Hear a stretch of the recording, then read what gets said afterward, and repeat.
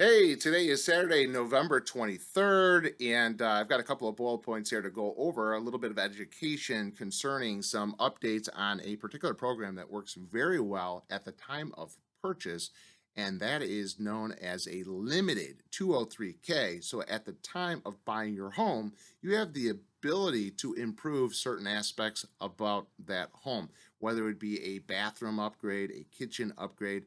Really, anything within the home itself, the cosmetics of the home. There are certain structural areas you're not allowed to touch with the limited 203K. If you had to do that, then you'd have to take a program known as the full 203K, which involves a consultant. Not the worst thing in the world, just takes a little bit more time.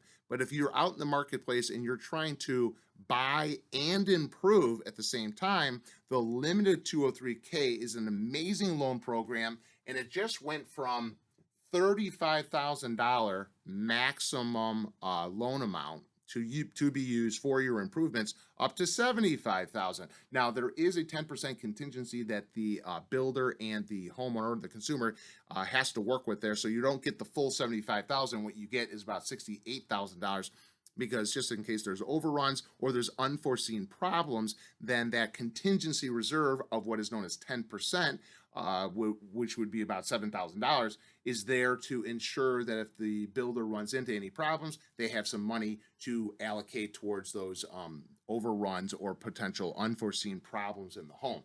Uh, the HELOC and the HELoan operate where people have, whether they already own the home, they can access a home equity line of credit or a HELoan, and they can take those monies to help them doing an improvement to their home. Right now, people have a lot of tappable equity in their home. So the reason this becomes an important product in this marketplace, a lot of people already have a lot of equity, right? But when it comes to a renovation loan program, it gives you the future value of your home. So if you already own a home, and let's say you owe $300,000 on that home, and the house is worth $500,000, and you want to put $100,000 worth of work in it, well, that math works. If you own a home or you're going to buy a home and you owe $300,000 and the house is only worth $305,000, well, now how do you do work on your home where you're borrowing money? You need to know what the future value of it is, and the limited 203K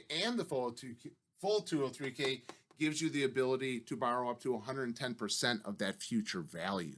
So that becomes an important tool, because the future value looks at the scope of the work, the builder, your contract with that builder, and it identifies what's going into the work, and they give you that value back in the appraisal. So that's really the difference between the limited and the full 203K. It gives you the future value. We work off of a number that the value of the home will be in the future, where the home equity line of credit and the HELoan, and the difference here is a variable rate versus a fixed rate. Those words are sort of interchangeable with being a second mortgage, but one's a variable rate and one is a fixed rate.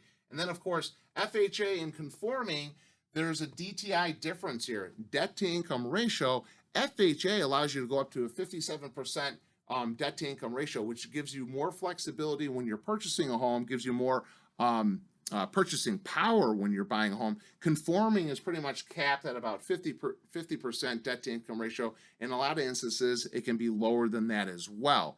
Right now, FHA is a highly competitive program because the monthly mortgage insurance has been lowered by FHA. About a year and a half ago, they lowered the monthly mortgage insurance required with that loan program, making it very competitive. If you have more questions about what's happening in this type of lane, if you're looking to improve your home and you'd like to get more data about that, feel free to give me a call. I'd be happy to discuss this further. Have a great Thanksgiving and happy holidays.